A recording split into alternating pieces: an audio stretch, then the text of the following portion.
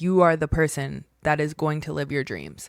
No one is going to get it for you. You have to go out and do it for yourself, and you have to be protective of that energy.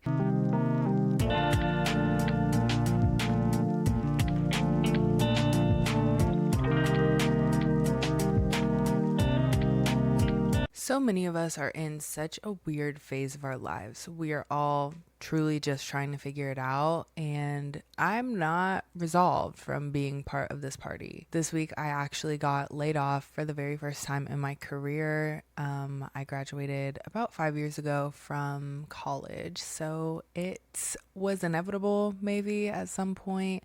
But I did get laid off, and that is now a very interesting phase of my life that I'm having to navigate. And so I know I come on here and I give tips and advice and anything that can help kind of navigate this weird, interesting period that we're in our 20s and our 30s. But just remember, I'm speaking from my own experience. I'm saying things that I need to hear, that I think my friends need to hear, because to be honest, this podcast initially was started because I was always yapping. I was giving my friends advice, and I thought it would be a really good idea to just put it all in one space, put it in a podcast, because if it's something that my friends need to hear, it's something that maybe more people need to hear. And then on top of it, if they have a question, I can just be like, listen to my podcast. Like, I've talked about this actually, or it gives me more insight to be able to provide better advice or tailor it a different way. It is definitely something that is going to force growth upon me. For those of you who have not been directly in my path or in my circle this year, this has been a very trying year in my career. I'm not even gonna lie. It's the first time I've ever worked with talent in a celebrity capacity, so I have done so much. Like, I can't even express how grateful I am to have had the opportunity to do some of these projects, but also like the insane amount of work that I was really doing, like high volume, so quick, so fast, so much, which was really putting me in, honestly, a really bad mental space. And I really started to struggle at one point. So, working in public relations, you are dealing with a lot of different things. You wear many hats. And so, on top of having that job, I'm planning a wedding. I'm also content creating, running this podcast. I'm doing a lot of different things. And so I would not say I'm grateful to have been laid off, but I'm grateful for the experiences that I had, and I'm grateful to now have a little bit of time to breathe, time to figure out what I want to do next, and really pour so much more of my energy into ventures that I'm really passionate about. So having more time to podcast, having more time to really explore what my interests are and what my hobbies are, and build a platform with content. I think one of the biggest things this year that I've struggled with is consistency, because I don't feel like I've had the time, and I have nothing but time now. So I'm going to use that to my advantage. I'm going to try my best not to sulk and be upset and just like sit in the suck. But I actually have episodes that I've recorded to talk more about some of the things I'm experiencing right now, and I will be using those as a resource. So that's just a little bit more context on some of the things I'm going through behind the scenes. It just makes me want to go so much harder, and because of that, I really additionally always appreciate your support with this podcast. I'm hoping that one day it's going to grow. Actually, not hoping. It one day is going to be so ginormous that I'm going to be on stages presenting and talking on behalf of Let's Have Breakfast. I'm going to be able to share more of this message with more people. And for you guys being here so early on, it means so much to me, because I just have such big visions for making this happen. And there are days where I want to give up. Often, actually, it takes a lot of hard work. It takes a lot of getting over nobody's seeing this. It takes a lot of mental gymnastics outside of the work that it takes to produce and do all of these things. And so for those of you that listen, for those of you that interact and engage and watch, and everything you do to support this podcast literally means the world to me from the bottom of my heart. Anyways, that's enough of being sappy and all the things, but I really do appreciate it. without further ado, let's get into the actual episode today. Similar to some of my own life experiences that are happening right now, there's a lot of other people in this country, on earth, that are going through similar things. There's been a lot of unexpected changes, just a lot of unexpectancy happening this year in general. And truthfully, a lot of it is energy that we need to shed before the new year hits. I think for a lot of us, we feel like we are put into a box, and once someone perceives us that way, that's who we have to be forever. We have to always live up to this expectation of who other people think that we are. And if you are someone who is growing and you're someone who's been taking time to put that effort and energy into yourself, you never have to be that person again if you don't want to. I know for myself, I have grown and evolved many times throughout my 26 years of life. In high school, I was someone completely different than I am right now. I'm sure there's people I went to high school with that look at me now and they're like, there's no way I thought you were going to turn out like this. Like, I just did not expect that to happen. I was a girl who loved the boys. I loved. I just wanted to be loved. Genuinely, I wanted to be loved so badly that I was willing to talk to not shit guys and ugly guys, to be fair. I wanted to be seen and valued for who I was, and unfortunately, that was not my experience. But because of that, it built a reputation that was not genuine to who I am. And I'm sure it's not genuine to who a lot of people are, because ultimately the bottom line of dating in high school is different than dating in college or being a grown adult. But ultimately, some of these experiences really shaped me into who I am, and some of that knowledge that I took into college and who I wanted to become for myself in college. And once I hit college, I was like, I'm off, man. I never want to talk to a man again. Like, I will be single for the rest of my life. And next thing you know, I met my future husband, who I've been with literally since I was 18. And that reinvented a whole new version of myself and how I view love. That's just like a brief example. It doesn't have to be related to love. Who you are doesn't have to be related to anything specifically. But for that example's sake, I wanted to show I'm someone completely different than I was at 16 versus 18 even. And now I look at some of the things I did in college and I'm like, who literally is that? Like, I don't know who that is. And I'm sure there's preconceived notions that people I went to college with have about me, that they now look at my life and think they have the same idea of who I used to be, and that's how I'm showing up in the world. So as someone who has experience with reinventing the wheel multiple times throughout her life, I'm here to tell you, you can be whoever you want to be in this lifetime. You're not limited to one version of yourself. You are not limited to two versions of yourself. You can truly become exactly who you want to be. In order to do this, you need to take a cold, hard look to see who you are right now. This is not in an effort to be judgmental or to be harsh on yourself. Actually, we're looking to give who you are right now a lot of grace and understanding, because you don't know what you don't know. You had to be this version of yourself in order to become who you're going to be in the future. So don't look at it as something that's negative, but look at it with a lens of understanding why you got there. Have you been making decisions that are leading you down a path that you're trying to stop? Have you been hanging out with people that maybe aren't the best for you? What are things that are happening in your life right now that you feel like you want to improve on or you want to change? There's nothing wrong with wanting to change your circumstances, even if you feel like things are going positively.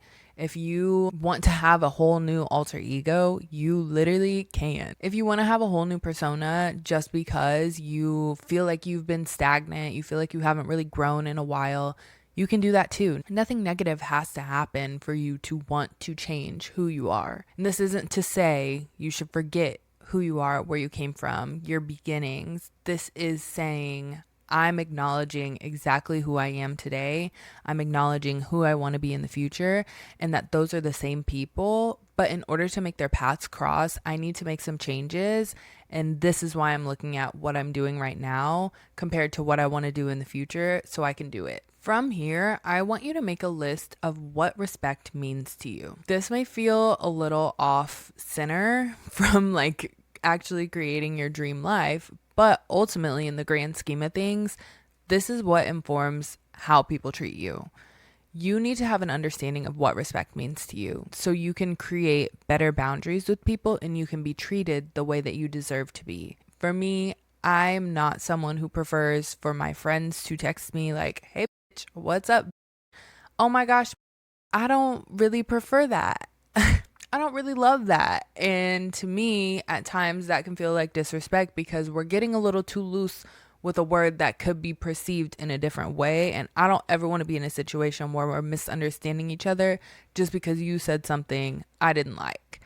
So I don't even want to be put in that situation to begin with. And so it's finding those things where it's like, okay, maybe you don't mean this in a harsh way, or maybe this is something that could be a gray area for a lot of people. But for me personally, this is something that I deem to be disrespectful. And so for that reason, I want to put a boundary there. These are things you should think through so you have a better understanding of how you want people to treat you. I think another example is also when people try and do that, like, passive aggressive, joking but not joking comments about things, especially when it comes to your achievements. I have stopped shrugging that off and stopped doing a little laugh.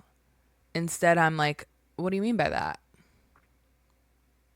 Something's funny, like tell me what's funny. I don't take kindly to people trying to make me internalize their own insecurities, and I just don't I don't really let that fly. I think that's why it's really important that you're clear and have an understanding of what you find to be respectful versus disrespectful, because that makes you so much stronger as a person to be able to stand up for yourself and to recognize when maybe people aren't being as genuine with you as you thought they were. And that's not to say that people aren't genuine if they do those things, but you set your own baseline for how people treat you and you have to uphold that standard. So you need an understanding of what it is to begin with. I think something that's also fun is making a dream list for yourself. This is kind of like those boyfriend lists that people will make where they're like, my dream boyfriend, drives a Bentley, has this, has that, like this is what he looks like, this is what he wears, XYZ. Those lists are really fun to make, right? Because you're like dreaming about your future. You're thinking about exactly what you want in a man or whatever, This is your opportunity to do that for yourself. What are your dreams for yourself? And the sky is genuinely the limit. There is no limitation to what you can dream up for yourself. Just think through everything you want in life. What is it? Just put it pen to paper. Think about who you want to become and just put it out there. And from there, I want you to now make a list of your current self, your qualities, what you're wearing, what you're doing, your habits, all of those things, so you can compare the two. So I want you to take your new dream list of who you're going to be and your list of who you currently are and compare them together and see maybe what's landing for right now. What are you already doing? Are there habits that you're starting to ramp up that you feel good about, that you think eventually are going to turn into something long-term that match up with your dream life? Similarly, I think that will help you easily identify what you need to change so you can start to become that dream version of yourself. And as you're doing this, also think about how you want people to describe you. Like, what are the 3 key words that you would want people to say? Jaden is funny, kind, and smart. What is your 3-word combination that people would describe you as? And if you are not there already, what are you going to do to start becoming those 3 adjectives? And my brain just always works in 3s. Like, I like to make lists of 3s. I just love I think the number 3. And so having that kind of combo helps you diversify in different areas. Another way I like to use this is also for style. So I like to describe my style in 3 words. And for me, that's chic, sensual, and fly. And so I always try and stay within at least one of those descriptor words every time I'm getting dressed, especially if it's leaving the house. But I do think it's really important for you to identify how you want people to perceive you. Also, examine who you're spending your time with. I am not one of those people who's like, you need to cut everyone off. Not everyone can come along the journey. I have a very graceful heart. I do think there's certain times where people can come on the journey. And there's times where maybe you can recognize someone's not the best friend, but you still have so much love for them. And although they can't come with you, they can still watch. Like, I don't think everything is as black and white as people on the internet try to make friendships seem. Like, if this person does this and they're bad, if this person does this and they're good, and there's like no in between area. I'm not here to tell you that. What I am here to tell you is that you need to make sure you're surrounding yourself by people who have the same vision for you that you do yourself. If you have people telling you you can't achieve your dreams, they might not be the people that you want to be spending your time with. If you have people that don't believe in you or laugh in your face when you're saying things or consistently cross your boundaries, those people may not be rooting for you as hard as you think they are. Take the time to examine how you're spending your time and surround yourself by people who are genuinely cheering you on this journey. You need to be straightforward with people as you are chasing your dreams, because you are the person that is going to live your dreams. No one is going to get it for you. You have to go out and do it for yourself, and you have to be protective of that energy.